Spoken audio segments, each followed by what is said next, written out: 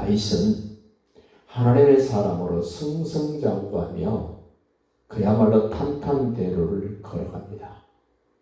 그러던 어느 날 사단이가 다윗에게 찾아옵니다.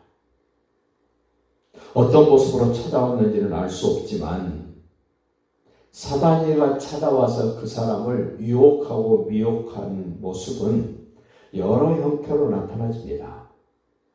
오늘 21장 1절 그렇게 소개합니다. 사단이 일어나 이스라엘을 대적하고, 하나님을 대적하고 하나님의 사람을 대적하는 일은 그 사람이 어떤 사람이든 상관없습니다. 사단이 하는 일입니다.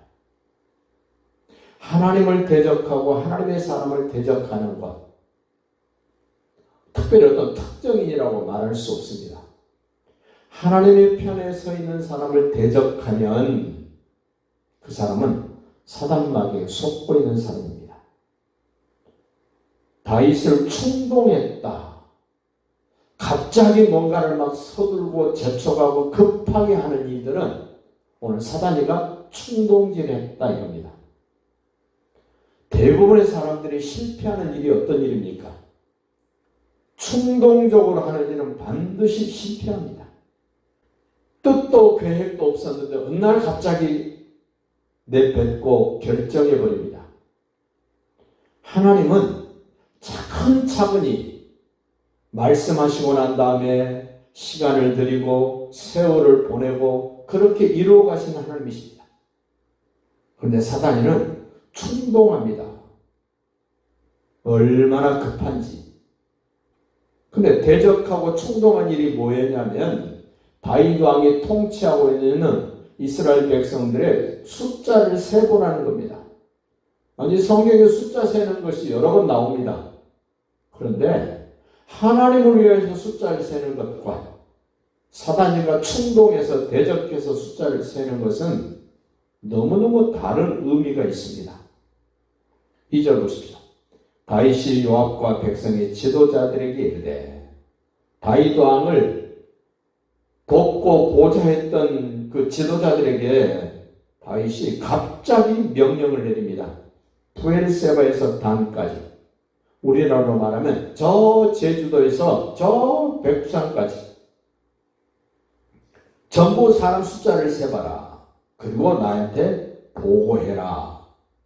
내가 그 숫자를 좀 알아봤으면 좋겠다. 다윗의 마음은 내가 이 정도 병사를 거느리고 있으니 내가 무슨 일을 못하겠느냐. 이 자랑하고 싶고 우쭐대고 싶고 괜히 어깨에 힘 한번 주고 폼 잡아 보려는 그런 의미로 숫자를 세는 겁니다. 전에 교회도 주일 낮예배 몇 명 참석, 오후 예배 몇 명 참석 이렇게 숫자를 세서 주보에 실을 때가 있습니다. 왜 그렇게 숫자를 세서 주보에 올리겠습니까? 우리 교회 이 정도 힘이 있어. 우리 교회 이 정도 많이 모여. 이 사람 숫자 자랑하는 것, 언제부턴가 모르게 당연한 것이 되어버렸습니다. 4절 보십시오. 왕의 명령이 요압을 재촉한지라. 충동적으로 할 뿐만 아니라 주변 사람들이 만류하고 권하고 그러면 안 됩니다라고 말함에도 불구하고 재촉합니다. 너 내 말 안 들어? 빨리 서둘러. 그래서 요압이 급히 떠나 이스라엘 땅에 두루 다닌 후에 예루살렘으로 돌아옵니다. 여러분, 재촉한다는 것, 충동적인 것, 옆에 사람의 말을 왕무시하는 것, 그 죽을 짓입니다. 얼마나 주변 사람들이 말리나 보십시오. 3절 중반절 봅니다. 내 주 왕이여, 이 백성이 다 내 주의 종이 아닙니까? 내 주께서 어찌하여 이 일을 명령하시나이까? 요압 장군도 만류합니다. 그 백성의 지도자들도 만류합니다. 어찌하여 이스라엘이 범죄하게 하시나이까? 주변 사람은 다 아는데 본인만 모릅니다.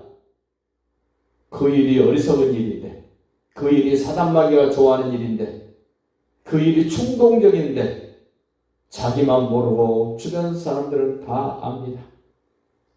내가 하나님의 사람이었을지라도 충동적이고 주변 사람이 다 만류할 때는 돌아보셔야 됩니다. 그런데 굽히지 않습니다. 자기중심적으로 계속 주장합니다. 요압이 다 숫자를 파악하고 돌아서 보고를 합니다. 5절입니다. 요압이 백성의 수요를 다윗에게 보고하니 이스라엘 중에 칼을 뺄 만한 자가 110만 명, 전쟁에 나갈 만한 사람이 110만 명, 유다 중에 칼을 뺄 만한 자가 47만 명이라. 우리나라 지금 군 병력 50만도 안 됩니다. 군사력이 강하면 괜히 우쭐대고 상대방을 무시하고 한번 해보겠다는 이런 마음과 생각이 드는 거 아닙니까? 미국하고 이란하고 전쟁하는 거 보십시오. 5절 봅니다. 6절 요압이 왕의 명령을 마땅치 않게 여겨. 요압은 다윗이 명령하니까 어쩔 수 없이 움직입니다마는 다윗은 그걸 모르고 요압은 왜 저러지? 왜 저러지 하면서도 지금 할 수 없이 왕의 명령을 따르면서도 그것이 사단이가 시킨 줄 알고 요압은 그래도 좀 나은 생각을 합니다. 요압이 왕의 명령을 마땅치 않게 여겨 레위와 베냐민 사람은 계수하지 아니하였다. 110만 명의 병사가 있습니다라고 보고할 때 이 베냐민 사람, 레위 사람은 보고하지 않았다. 더 숫자가 많았으면 다윗은 더 우쭐댔을 것입니다. 사단이는 더 다윗을 충동적으로 했을 것입니다. 결론을 봅시다. 7절입니다. 하나님이 이 일을 악하게 여겼다. 우리는 일이 진행되고 끝자락에서 이걸 보는 것이 아니라 우리는 성경 말씀이 이렇게 기록되어 있기 때문에 미리 우리는 예측할 수 있습니다. 사단이가 하는 일은 하나님을 대적하는 일이다. 사단이가 하는 일은 아주 갑작스럽게 충동적으로 하는 일이다. 사단 마귀가 시키는 일은 주변 사람들이 다 만류함에도 불구하고 혼자 굳건하게 자기중심적으로 고집스럽게 계속해서 자기 주장만 한다. 그리고 주변 사람들한테 독촉합니다. 급하게 몰아세웁니다. 그런데 그 일들이 악한 일이라는 사실을 우리는 짐작해 볼 수 있습니다. 하나님의 말씀을 근거로 하여 이거는 반드시 악한 일이구나 우리는 깨달아야 됩니다. 8절도 보십시오.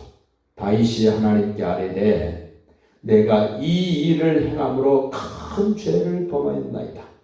뒤늦게 다윗이 깨닫습니다. 아, 이게 범죄한 일이구나. 보통 죄가 아니라 큰 범죄를 했구나. 자기를 자랑하고 하나님을 무시하고 자기 마음대로 해볼 수 있는 뭔가를 찾았다는 겁니다. 세상 사람들은 이 정도 되면 좋아할 것입니다. 우쭐댈 것입니다. 그나마 하나님의 사람은 이런 과정을 통해 깨달았습니다. 아, 내가 크게 범죄했구나. 이제 간구하옵나니 종의 죄를 용서하여 주옵소서. 회개합니다. 내가 심히 미련하게 행하였나이다 아니라. 사단 마귀가 하는 짓은 미련한 짓입니다. 충동적인 것은 미련한 것입니다. 주변 사람들을 다 무시하는 일은 미련한 것입니다. 자기 주장만 하고 재촉하는 것은 미련한 것입니다. 큰 죄를 짓는 것입니다. 속히 우리는 회개해야 됩니다. 회개하지 않으면 망합니다. 회개해도 상당한 대가를 지불하게 됩니다.